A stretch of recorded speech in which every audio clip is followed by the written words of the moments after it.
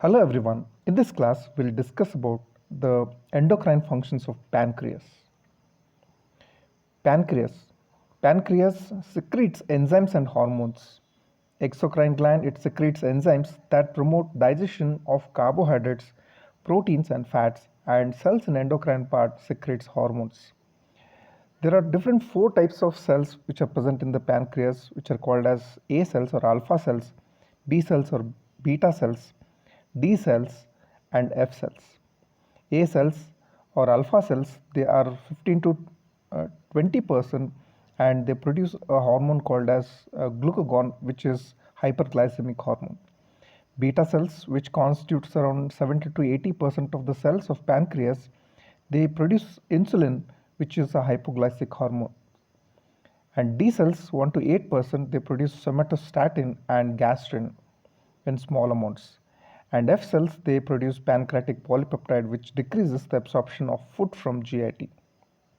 The nerve supply to the pancreas is through the autonomic nervous system, and blood supply is through the portal vein. Coming to the structure of insulin, it consists of two chains alpha and beta connected by two disulfide bonds and a third disulfide bridge on a chain. Alpha has 21 amino acids and beta has 30 amino acids, total of 51 amino acids. Synthesis and excretion of insulin. Insulin is synthesized by ribosomes on endoplasmic reticulum in the form of proinsulin, and it is then transported to the Golgi apparatus to form insulin. Here, the formation of insulin continues within the storage granules, which therefore contain proinsulin, insulin, and C-peptide. These granules move to the cell wall, and their membranes fuse with membrane of the cell, expelling the insulin to the exterior by exocytosis. Insulin is formed after detaching connecting peptide, that is peptide C, before secretion.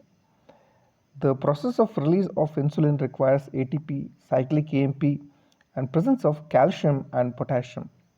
The normal fasting insulin concentration is around 10 to 15 units per ml. Transport and distribution of insulin binds with the circulating plasma protein of anti-insulin activity called as syn-albumin. Insulin fixes to insulin receptors, that is a glycoprotein in nature, on the cell membrane and mini tissues.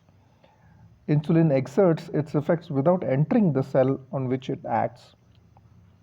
If you see metabolism, half-life of insulin is about 5 minutes. 80% gets metabolized by the liver and kidneys by hepatic glutathione and insulin dehydrogenase, which breaks the disulfide bridge to SH groups with the separation of alpha and beta chains. 20% in rest of the body tissues, and it is destroyed by insulin protease. Actions. The actions of insulin on the cell permeability, it promotes the glucose entry into the cell except for the RBC, liver, and in brain cells. And if you see the effect on metabolism, on carbohydrate metabolism, it increases the peripheral utilization of the glucose, and it increases the uptake of carbohydrates by liver cells. And insulin is responsible for stimulation of glucose transporters, which are called as GLUTs. Stimulates phosphorylation of glucose by stimulating glucokinase, and it activates glycogen synthetase and helps glycogen synthesis in liver and muscle. It also inhibits glycogenolysis and gluconeogenesis. It inhibits the secretion of glucagons. In hyperinsulinemia, patients suffer from hypoglycemia because of the decrease in the blood sugar. Brain cells are affected and produce convulsions. In insulin dysfunction, glucose utilization is severely affected. You see its effects on protein metabolism. Its action is totally anabolic. It facilitates the transport of amino acids into the cell from blood by increasing the permeability of the cell membrane. It accelerates the protein synthesis by influencing translation of mRNA. It is going to inhibit gluconeogenesis, thus decrease protein breakdown, and it can promote the growth. It acts synergistically with growth hormone. Its effect on fat metabolism: it promotes fat synthesis by increasing the transport of glucose into liver cells, and this glucose is utilized for the synthesis of fatty acids and triglycerides. Acetyl-CoA carboxylase is activated, that is the enzyme which is required for fatty acid synthesis by insulin. Insulin increases the deposition of triglycerides by breaking down the circulating triglycerides by lipoprotein lipase. It promotes the storage of fats by inhibiting the action of lipases. Some of the other actions of insulin are: insulin increases urea output from the liver and increases the uptake of potassium and phosphate. Insulin increases the potassium entry into the cell by decreasing extracellular potassium. It also activates ATPase activity, thus increases the potassium entry in the cell. Glucose transporters. Glucose enters the cell by facilitated diffusion. But in the intestine and kidneys, glucose entry is by secondary active transport with sodium. In muscle, fat, and other tissues, insulin facilitates glucose entry into the cell by increasing the number of glucose transporters. There are 14 varieties or isomers of glucose transporters, that is GLUT, GLUT. Glucose entry in the cells of muscle and adipose tissue is dependent on GLUT4. GLUT4 is insulin dependent, that is, insulin is required for its activity. Normally, GLUT4 is present in the cytoplasm of the muscle and adipose tissue cell, but in presence of insulin, GLUT4 are translocated in the cell membrane. GLUT is a sort of channel protein, that is, it contains channel within it. Normally, glucose cannot cross the cell membrane, but when GLUT4 is present, the cell membrane contains a channel through which glucose enters from the extracellular fluid into cytoplasm. As cytoplasmic glucose is speedily metabolized, the ECF glucose concentration remains higher than the glucose concentration in the cytoplasm, and glucose entry occurs due to the concentration gradient. Insulin receptor substrates facilitate the translocation of GLUT4 from cytoplasm to the membrane. Coming to the regulation of insulin secretion. Secretion of insulin is mainly regulated by blood glucose levels, in addition to other factors like amino acids, fat derivatives, hormones, autonomic nerves. Also, they regulate the insulin secretion. Coming to substrate control, blood glucose. Blood glucose stimulates insulin secretion. Note that sugars like 2-deoxyglucose, manoheptulose decreases the secretion. Whereas amino acids like arginine and lysine, they are most potent stimulators of insulin, and certain other amino acids also they stimulate. Fatty derivatives like beta keto acids they stimulate insulin secretion. Cyclic AMP and various other cyclic AMP generating substances like the stimuli that increases cyclic AMP levels in beta cells increase insulin secretion by increasing intracellular calcium levels. Autonomic nerves, stimulation of sympathetic nerves to the pancreas inhibit its secretion via alpha adrenergic receptors, where the neurotransmitter produced will be norepinephrine. Whereas parasympathetic stimulation increases the secretion via M4 receptors, where the neurotransmitter involved is acetylcholine. Gastrointestinal hormones like glucagon, secretin, gastrin, CCK, GIP stimulates insulin production. Hormones like glucagon, growth hormone, cortisol stimulates, and insulin somatostatin inhibits secretion. Potassium depletion decreases the insulin secretion, whereas drugs like sulfonylureas, which are used as anti-diabetic drugs, stimulate, and diazoxide, which is used as antihypertensives, thiazides, phenytoin, alloxan decreases the secretion. Coming to diabetes mellitus, it is a syndrome of impaired carbohydrate, fat, and protein metabolism caused by either lack of insulin secretion or decreased sensitivity of the tissues to insulin. There are two general types of diabetes mellitus, type 1 diabetes mellitus and type 2 diabetes mellitus. Type 1 is insulin dependent caused by lack of insulin, whereas type 2 is non-insulin dependent and it is caused by decreased sensitivity of the target tissues to the metabolic effect of insulin, that is insulin resistance. Some of the signs and symptoms of diabetes, various manifestations develop because three major setbacks of insulin deficiency. One is there will be increased blood sugar levels due to the reduced utilization of the tissue. Second one is mobilization of the fat from the adipose tissue for energy purpose, which elevates fatty acid content in the blood, which leads to atherosclerosis. And third one is depletion of the proteins from the tissue for energy utilization. These are some of the differentiating features of type 1 and type 2 diabetes mellitus. In type 1, age of onset is less than 20 years, whereas type 2 it is more than 30 years. Body mass is low to normal in type 1, whereas type 2 diabetes mellitus they are obese. Plasma insulin low or absent in type 1, where it is normal or high initially in the type 2 diabetes mellitus. Plasma glucagon is high and can be suppressed in type 1, whereas in type 2 plasma glucagons they are high and resistant to suppression. Plasma glucose are increased in type 1 diabetes mellitus and also in type 2 diabetes mellitus. Insulin sensitivity is normal in type 1 but reduced in type 2 diabetes mellitus. The mode of therapy in type 1 is usually the insulin, whereas in type 2 it is mainly done through the weight loss, thiazolidinones, metformins, and sulfonylureas and insulin. Some of the clinical features of diabetes mellitus are polyuria, polydipsia, polyphagia. Polyuria occurs due to the osmotic effect. More water accompanies the glucose, whereas polydipsia occurs to compensate for the loss of water, where thirst center is activated and more water is taken.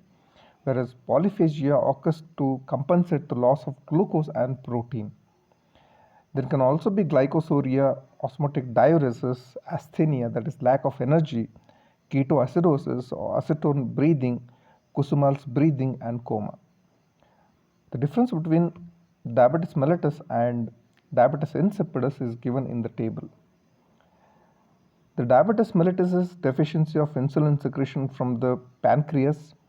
Lesion will be in the pancreas, whereas diabetes insipidus is deficiency of ADH secretion from posterior pituitary, and the lesion will be supraoptic nucleus of the hypothalamus. Major metabolic changes in diabetes mellitus are storage of glucose and glycogen in muscle is impaired, the liver glycogen breakdown is increased, fat breakdown is increased, ketone bodies formations are increased. In diabetes insipidus, no such effects. Urine output is large and urine is voided, which is called as polyuria. In diabetes insipidus, the large volume of urine is voided, that is also called as polyuria. The cause of polyuria in diabetes mellitus is water reabsorption is prevented by the osmotic pressure effect of glucose in the lumen of renal tubule. So more water is lost through the urine, whereas in diabetes insipidus there will be ADH deficiency which decreases the water reabsorption at DCT and collecting duct, so more water is lost. In diabetes mellitus, the presence of glucose in the urine and the glucose is absent in diabetes mellitus. The taste of urine is sweet in diabetes mellitus and it is tasteless in diabetes insipidus. Specific gravity is high in diabetes mellitus and the specific gravity is low in case of diabetes insipidus. In blood glucose, there can be hyperglycemia in diabetes mellitus. It is normal in diabetes insipidus. There can be ketosis in diabetes mellitus. It is where it is not seen in diabetes mellitus. Symptoms of diabetes mellitus are mainly the increased thirst, hunger, ketonuria, poor wound healing, whereas the increased thirst is the main symptom of diabetes insipidus. Treatment of diabetes mellitus is mainly by oral hypoglycemic agents and insulin injection, whereas diabetes mellitus or insipidus is treated by ADH injections. Some of the complications of diabetes mellitus are it predisposes to the infection. That is, intracellular glucose are converted to advanced glycosylation end products, and these end products interfere with leukocyte response to infection. They also lead to atherosclerosis. They lead to diabetic neuropathy, causing degeneration of autonomic and peripheral nerves. So they causes diabetic retinopathy, where you can see degenerative changes in the retina. There can be diabetic nephropathy, where it leads to degenerative changes in kidney. It can also lead to end organ damages like stroke and myocardial infarction. Treatment type 1 is mainly through the administration of insulin. Type 2 is by diet control, exercise, that is to induce weight loss and reverse the insulin resistance. If this fails, drugs are administered to stimulate increased production of insulin. Coming to glucagon. Glucagon is secreted from the alpha cells of islets of Langerhans. It has several functions that are opposite to that of insulin. Normal fasting glucagon concentration is around 100 to 150 picograms per ml, and its metabolism is same as that of insulin.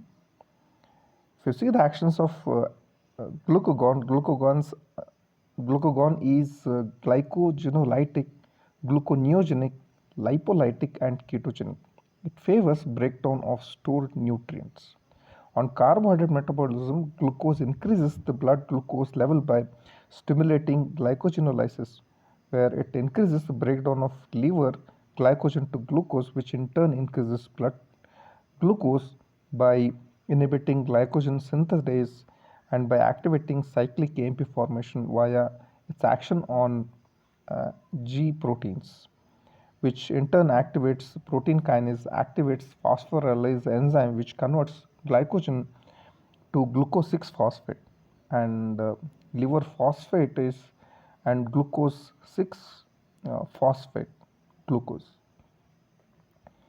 and it acts on liver cells to activate phospholipase C and results in intercellular calcium, thus stimulating glycogenolysis. It also promotes gluconeogenesis. It promotes formation of glucose from lactate, pyruvate, glycerol, and amino acids by increasing the rate of amino acids uptake by liver cells. It activates the enzymes which convert pyruvate to phosphoenol pyruvate, which is a late limiting step. And it also promotes gluconeogenesis by increasing deamination of amino acids in the liver. On protein metabolism, it increases the transport of amino acids into liver cells. On lipid metabolism, it shows lipolytic and ketogenic actions. It increases the release of free fatty acids from adipose tissue and makes free fatty acids available for peripheral utilization. The lipolytic activity of glucagon in turn promotes ketogenesis. Other actions of glucagon include it inhibits secretion of gastric juice, it stimulates secretion of growth hormone, insulin, and pancreatic somatostatin. It increases the force of contraction of heart by increasing cyclic AMP levels. It increases the blood flow in some of the tissues like kidney. It enhances the bile secretion. In insulin deficiency or in glucagon excess, so there will be decreased glucose uptake, which leads to hyperglycemia, glycosuria, osmotic diuresis, and electrolyte depletion. And they lead to increased protein catabolism, which increases plasma amino acids, nitrogen, increases the plasma amino acids, and there will be nitrogen loss in the urine, and they also causes increased lipolysis, which increases plasma free fatty acids, which also leads to ketogenesis and ketonemia. Ultimately, both these factors, they are going to lead to dehydration, acidosis, ultimately lead to coma and death. If you see the regulation of glucagon, the secretion is controlled mainly by the blood glucose and amino acid levels in the blood. The blood glucose level is the most potent factor, that is increased blood inhibits blood sugar levels, inhibits the glucagon secretion, and increased amino acid levels, that is increased amino acids, stimulates the secretion of glucagon. Thus, in this instance, glucagon and insulin responses are not opposite. Other factors like exercise, stress, gastrin, CCK, cortisol, beta-adrenergic stimulation, they are stimulate the glucagon production, whereas somatostatin, secretin, free fatty acids, insulin, ketones, GABA, and alpha-adrenergic activity, they are going to inhibit the glucagon production. Somatostatin is secreted by delta cells of the islet. It inhibits glucagon, insulin, and pancreatic polypeptide. Somatostatin secretion is stimulated by glucose amino acid meals, and it is also increased by CCK. Apart from islet cells, somatostatin is secreted from various sites of our body like brain, CNS, and GI tract. Hypothalamic somatostatin inhibits growth hormone. That is why it is also called as growth hormone inhibiting hormone. Somatostatin inhibits gastric secretion and gastric motility as well. Pancreatic polypeptide. F cells of the islets produce pancreatic polypeptide, which is a polypeptide hormone containing 36 amino acids and is structurally related to neurotransmitter neuropeptide Y in the CNS and polypeptide YY found in the intestine. Fasting and hypoglycemia increase secretion of pancreatic polypeptide. Physiological significance of this hormone is uncertain. So this is in brief about the endocrine functions of the pancreas. Thank you.